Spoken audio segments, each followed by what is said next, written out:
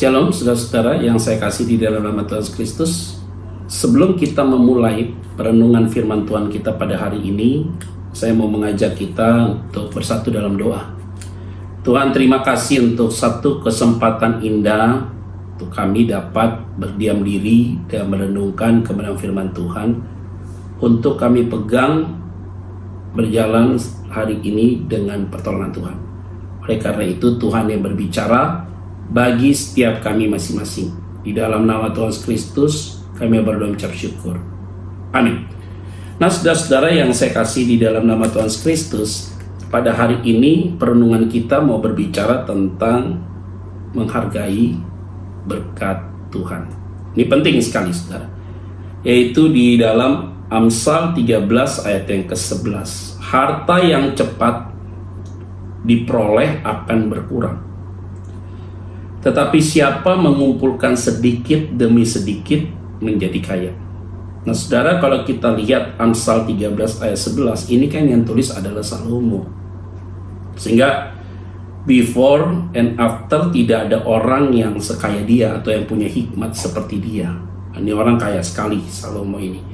Sehingga sering sekali Yesus berkata juga di dalam Matius pasal yang ke-6, jangan engkau khawatir dengan apa yang kamu makan, apa yang kamu pakai, karena Salomo pun dengan begitu pakaian yang megah pun kalah dengan bunga yang di padang gitu ya, yang diambil kelihatan kemudian dibakar selesai hilang.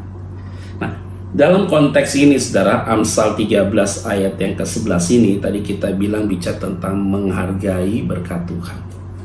Orang yang tidak menghargai berkat Tuhan pastinya apa yang dia dapat itu dengan cara instan atau dengan cara tidak baik.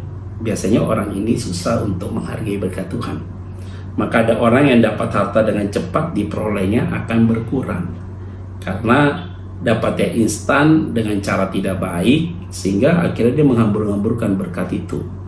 Orang kalau dapat berkatnya gampang ya saudara, waduh, dia cepat sekali menghamburkan, tiba-tiba hilang. Jadi kalau bahasa orang awam, uang kuntilanak dimakan gondoruo kayak gitu loh saudara ya.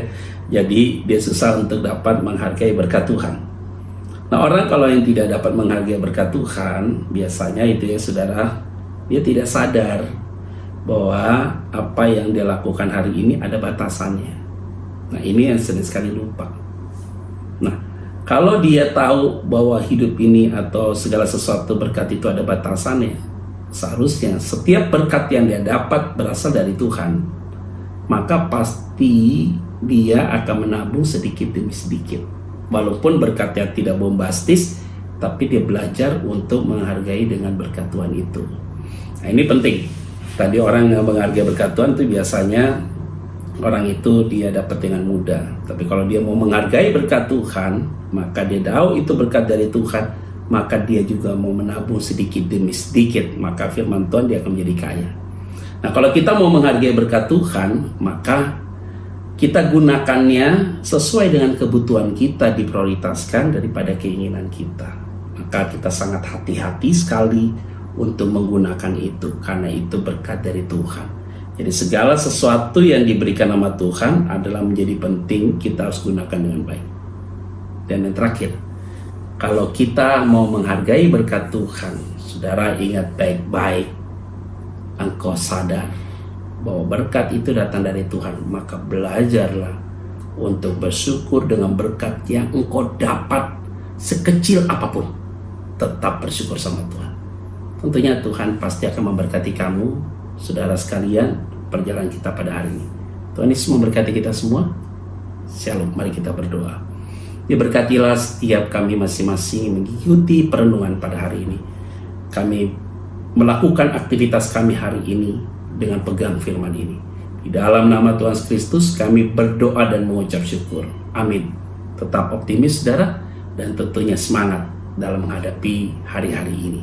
Tuhan Yesus memberkati kita semua. Shalom.